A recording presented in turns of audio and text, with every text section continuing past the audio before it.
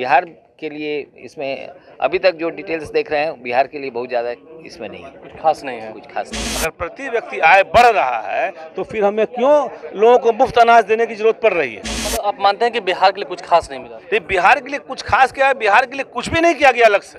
सरकार एक तरफ कहती है कि हम टैक्स बढ़ाएंगे सिगरेट पर, जब हमें मालूम है कि सिगरेट और तंबाकू से लोग मरते हैं तो उसको पूरी तरह से बंद करना चाहिए। नमस्कार, मेरा नाम आलोक है, आप लाइव स्टीज देख रहे हैं। केंद्रीय आम बजट पेश हो चुका है।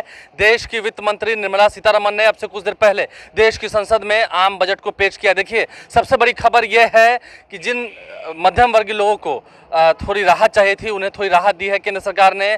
जिनकी सालाना आय 7 लाख रुपए तक की है, उसे अब कोई टैक्स नहीं देना पड़ेगा। देखिए, पहले ये जो टैक्स की छूट थी वो सिर्फ 5 लाख रुपए तक की आमदनी वाले लोगों के लिए थी, लेकिन अब इसे बढ़ा दिया गया है। अब 5 लाख नहीं, जिनकी आय 7 लाख रुपए तक है सालाना, उन्हें कोई टैक्स नहीं देना होगा। टैक्स को पूरी तरह फ्री किया गया है 7 लाख तक कमाने वाले लोगों के लिए। तो ऐसे में मध्यम वर्गीय लोगों को एक बड़ी सहायता। इसके अलावा महिलाओं के लिए भी अलग से स्कीम चलाई गई है। जो महिलाएं जमा पूंजी अपनी रखती हैं, उन्हें 7.5% का जो इंटरेस्ट है सरकार की ओर से वो दिया जाएगा।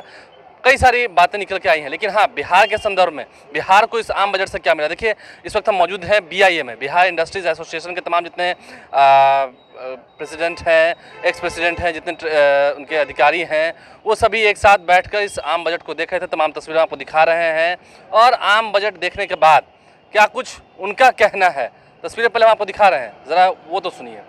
New cooperatives that commence manufacturing activities till 2024 31st March shall get the benefit of a lower tax rate of 15% as is presently available to new manufacturing companies.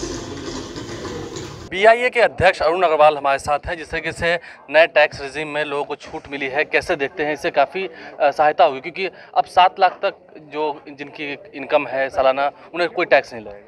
हाँ, ये BIA की भी डिमांड रही है कि पर्सनल इनकम टैक्स को बढ़ाया जाए, और ये अच्छी बात है कि सरकार ने हम लोग की बात मानी और इसको टैक्स में छूट दी, पर्सनल टैक्स में। ओवरऑल अगर हम देखें तो जैसे सिगरेट में तो उसकी टैक्स बढ़ाई गई है, और उसके अलावा महिलाओं के लिए भी जो स्कीम चलाई गई है, क्योंकि उसमें 7.5% का उसमें इंटरेस्ट मिलेगा। तो कैसे देखते हैं इस बजट योजना? देखिए, ये सब तो वेलफेयर स्कीम के अंतर्गत आप सोचिए।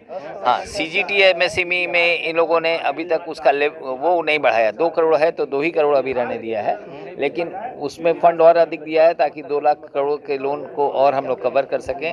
और उसका जो चार्जेस है वो इन्होंने कहा है कि 1% और कम होगा। अभी 2.25% लगता है, वो कम हो जाएगा। ओवरऑल कैसा देखते हैं इस बजट? ओवरऑल देखिए, ग्रोथ ओरिएंटेड बजट है, इसमें कोई दो राय नहीं है। सिर्फ बिहार के लिए इसमें अभी तक जो डिटेल्स देख रहे हैं बिहार के लिए बहुत ज़्यादा इसमें नहीं है, कुछ खास नहीं है। कुछ खास नहीं। लेकिन बजट को अगर देना हो, नंबरिंग देनी हो 10 में से, तो कितना देना? हम समझते हैं कि 7 साढ़े 7 तो आप दे ही सकते हैं। देखिए, अरुण अग्रवाल BIA के प्रेसिडेंट हमारे साथ है। क्या कुछ उन्होंने कहा है वो आपको सुनवा रहे हैं। केंद्रीय वित्त मंत्री निर्मला सीतारमण ने बजट पेश किया है, और देश के इस बजट में खास करके उन मध्यम वर्गीय लोगों के लिए एक बड़ी खबर निकल के आई कि जो लोग 7 लाख रुपए तक जिनकी सालाना आय है, उन्हें कोई टैक्स नहीं लगेगा, पूरी छूट मिलेगी। और तैयारियाँ जो हैं वो पहले से कर ली गई थी।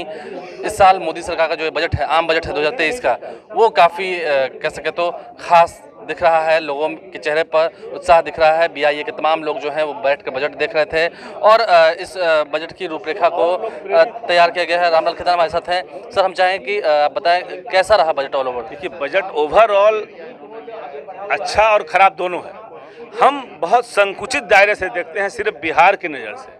बिहार की जो 10% आबादी है, उसकी अपेक्षा थी कि बिहार जो हमारा पिछड़ा राज्य है, उसके लिए कुछ स्पेशल अनाउंसमेंट होगा।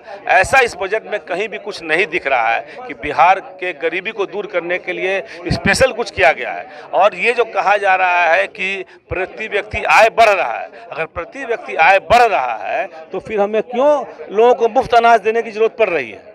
जब हमारी आय बढ़ रही है तो सरकार, दोनों एक दूसरे में कंट्राडिक्टरी है।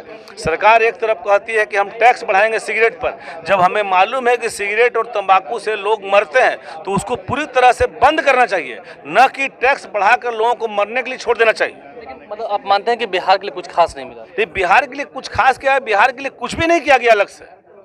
इसलिए बिहार के नज़र से देखा जाए तो एक बहुत ही निराशाजनक बजट है। देखिए, बिहार की नज़र से देखा जाए तो काफ़ी निराशाजनक बजट है। रामलाल खेतान जो कि बीआईए के एक्स प्रेसिडेंट हैं, वो हमारे साथ हैं। उन्होंने क्या कहा हमने आपको सुनवाया है। आप लाइव स्ट्रीम के साथ बन रहे हैं। बजट पर अलग अलग प्रतिक्रियाएं निकल के आ रही हैं। अगर देश की नज़र से देखें, मध्यम वर्गीय लोगों की नज़र से देखें तो जो मध्यम वर्गीय लोग 7 लाख रुपए तक का सालाना उनकी इनकम होती है, उन्हें कोई टैक्स नहीं लगेगा।